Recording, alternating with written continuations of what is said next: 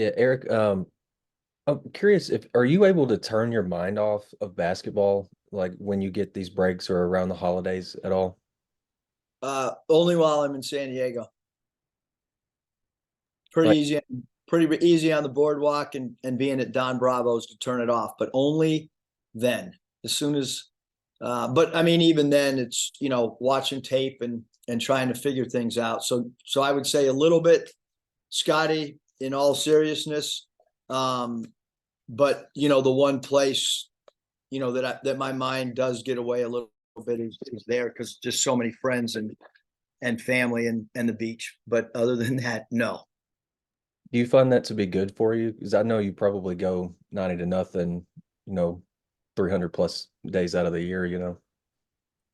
Yeah, I mean, I think right now, and I think that it's been discussed with a lot of college coaches, just that there's really not any downtime to turn your mind off or to catch a breath. I mean, we do it as a family over July 4th, and then we do it, for 3 days over Christmas. But you have to consider, 3 days over Christmas is not much when you're flying, to California because there's travel day involved in those as well.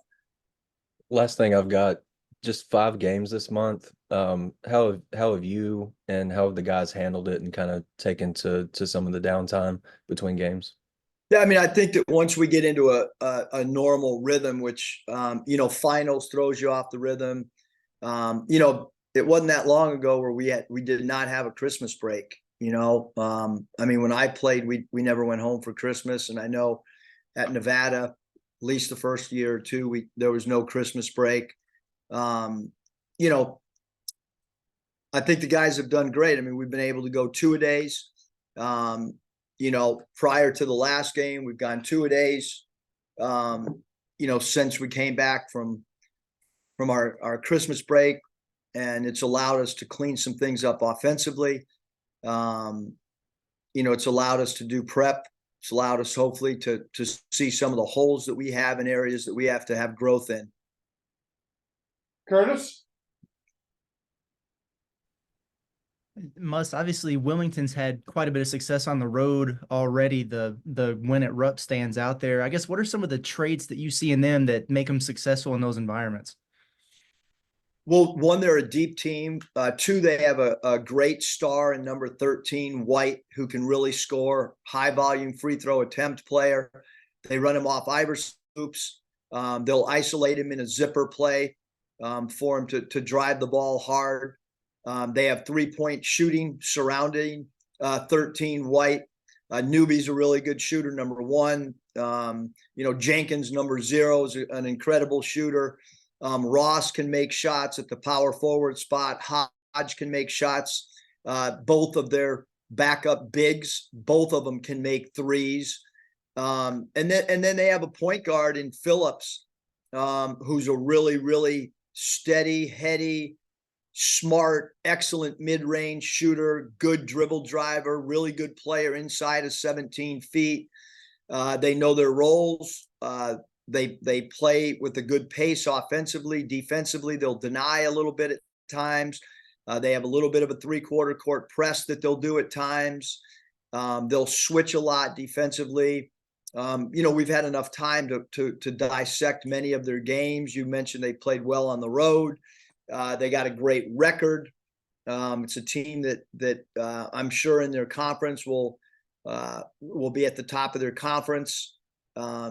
So all those are some of their characteristics. And interestingly enough, like, their one center, I mean, he played like 40 minutes on the season. He played 20 minutes against Kentucky and hit a big three, that being number 23, and 30 is their normal backup center, Farrar, and he did not play much against Kentucky, but in the other games, he's a three-dimensional scorer who can score on the block, score facing up, and make threes. So, and then McGriff, 21, who starts at center, is an active player who rebounds, and then right around the 16-40 mark, or they're going to sub 5 guys at a time. Hockey line sub against Kentucky. They did that hockey line sub again at the 12-minute mark. So it's a team that's very, very dangerous. It's a team that is very well coached. It's a team that understands their roles, and it's a team that has 2 stars surrounded by really, really good perimeter players. And it's a very, very old team. I mean, they got some veterans on this team that have played at multiple schools and played multiple years of college basketball. And just curious, what have your impressions been so far of Keon on the defensive end of the floor? And then maybe what have you seen from him from that standpoint behind closed doors at practice?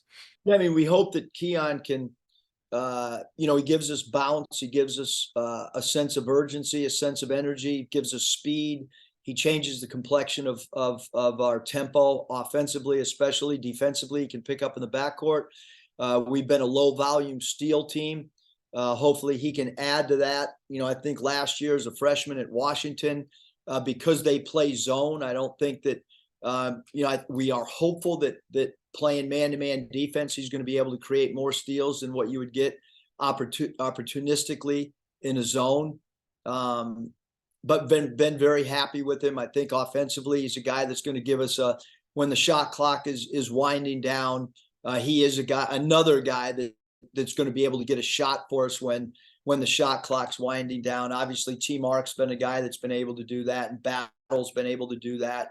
L at times has done it for us. Devo at times has done, and Keon is just he's another guy that off the bounce will be able to create shots for himself or others when a play breaks down, or when teams pressure or teams deny. I think he's going to give us an added dimension.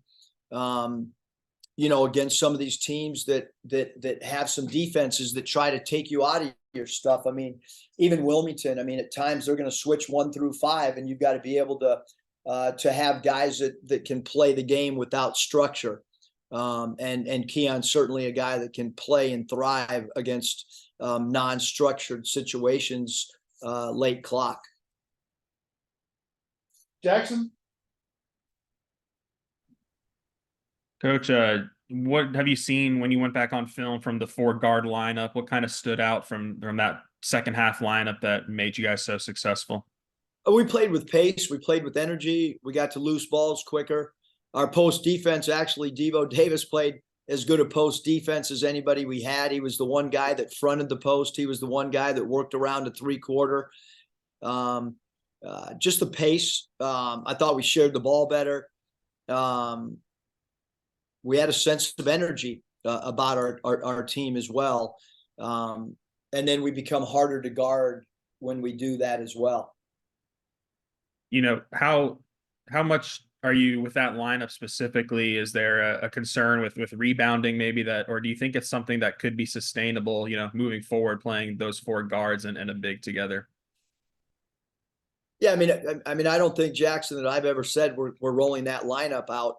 You're talking about our last game against a team that didn't have great size. So never one time have I said, hey, we're rolling with this 4-guard lineup. Here's who the 4 guard. We're still trying to figure out who we are, just as we have the last 4 years. We don't have a ton of continuity with returners, as do many teams across the country right now in all sports. And so what we do against Wilmington is not necessarily what we've done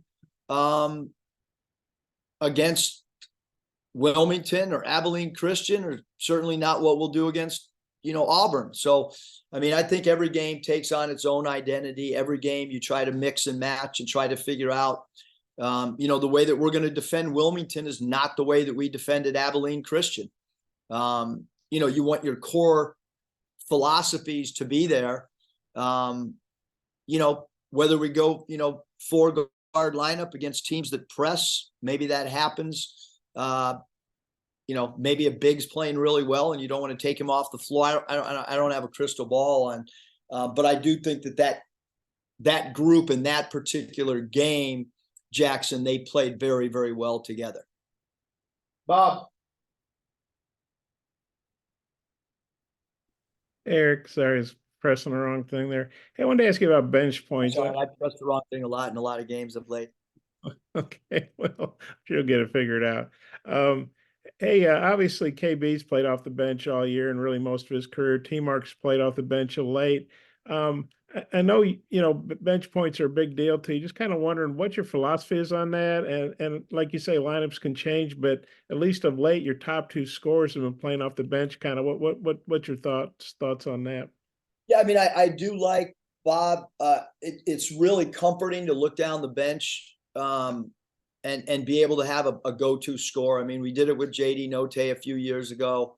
What if you just start your five scorers or however you want to word it, and then you get down in a game, how do you it puts you in a dilemma then. And so whether it's Philadelphia 76ers bringing Bobby Jones off the bench many, many years ago, or another Sixer team when Mark Averone started and then came out of a game fairly quickly. I mean, I do think there's beauty, and because we're on the subject of Wilmington, of late, they bring in their leading scorer, White, off the bench. I mean, how we go moving forward, I would like one scorer that we can turn to give us a punch or some juice if we're struggling offensively. I don't know if that answers your question, Bob. Of course, Frank Ramsey, he's kind of the godfather, sixth man, I guess, back in the 50s. I know you know that because you're a historian. But right now you kind of have a sixth and a seventh man, at least of late. I get T-Mark might be back in the lineup, but do you remember ever having that much firepower coming off the bench that you've had the last couple games? Well, we've had better records than we have right now, so I don't know what you consider firepower. I mean, two guys scoring 43 points off the bench, I'd call that firepower, and 62 points off the bench total, I'd call that firepower. Pretty good firepower. Yeah, but we want it to correlate to our record. Look at our non-conference. It's not been as much firepower as I hope. Or we got to defend. Maybe you're right, Bob. Maybe we got enough firepower off the bench, and defensively things got to change and get better. Because you're right. I mean, in all seriousness, those two guys scoring off the bench, those numbers are insane. Our bench plus minus has been great. Especially of late. But having said that, we got to put everything together through 40 minutes. We got to figure out a way to generate more wins. You bring up Wilmington. I was looking up where you guys rank. They actually are number one. They're averaging over 40 points. So it's obviously White, like you said. I think he had 27 off the bench at Kentucky and 27 their last game. Just what do you think about their bench? Yeah, I mean, they like I've mentioned, I mean, we've studied their substitution patterns. Normally we don't study substitution patterns other than maybe a sixth or seventh man. But I mean, I've mentioned number 23, and I've dissected his minutes and the games that he played and the games that he hasn't played. I mean, that's their third string center when you just base it off minutes. So, I mean, if we're studying their third string center as well as their second string center and see the impact that they've had in different games, and obviously that shows you how deep. I haven't mentioned number 22, Mays, who comes off the bench as a backup point guard, and he played minutes against Kentucky, and he's a guy that can make three balls, especially when you look back in his career at his three. So yeah, this is the teamwork that's coming into Bud Walton. On Saturday, uses their bench and is as deep as any team that we've played all year, and probably as deep as any team that we will play all season long, and uses their bench as effectively as any team that we've played all season, and certainly anybody that we will play. I don't know if I've seen an SEC team this year, and I have not studied them like we have an upcoming opponent, but they do hockey line sub. 5 at a time, and they'll do it for sure. What they've done late is at least at that 16 and a half to 17 and a half minute mark. That's coming at you. So, and then, like I said, they've done it again around the 12 or 13 minute mark in other games as well. And then, I know upsets are happening every week, but when you saw knowing you were playing Wilmington, and they won at Rupp, what went through your mind? What was your reaction to that? And is that something that you can really, use with your team to make sure you guys are are at your best? Well, I mean, all you got to do is look at Wilmington's record and that should, I mean, that lets you know how good they are. But we try to schedule teams that are really good. I mean, that's the object of what we do. We don't sit in the office in non-conferences and say, hey, how many wins can we get? Let's just schedule wins. I mean, you schedule people that you think can challenge you. You schedule people that you think are going to have good, like them beating Kentucky. It's not good for the SEC, but it's good for our strength of schedule. If they beat a Power 5 team, that's good for us that Wilmington has had success. So for us, we have to come ready to play. I know as a coaching staff, we have as much respect for Wilmington as any team that will play all season long because they got a star player, they got a secondary star, they got great surrounding pieces. Todd Lee's, he played against their starting small forward, Harden Hayes, and knows his game really well from the Summit League. And they crash the offensive board. They do a lot of things really, really well. Yeah, one more. How would the Christmas night practice go? And then how have the 2-day practices gone? And when you don't play for 9 days, I know you're practicing hard, but do you worry about that? Or do you feel like your practice has been pretty good? No, we've been this team, Bob, has practiced really well. We have great shoot-arounds. We have great practices. We had a meeting early this morning as a staff, and this team practices as well as any team that we've had since we've been, at Arkansas.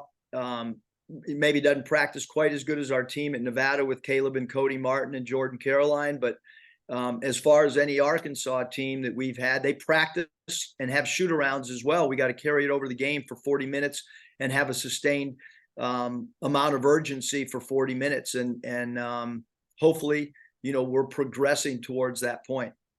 Well, tough one here. What was their favorite Christmas present that you got? Mine was this watch that, Fitbit watch that tells me if I'm working hard when I'm on the treadmill in the weight room. Did Danielle get you that, or who got you that? Yeah, Danielle got me that. Yep. All right, coach, gotta get down to practice. Thanks, coach. Thanks.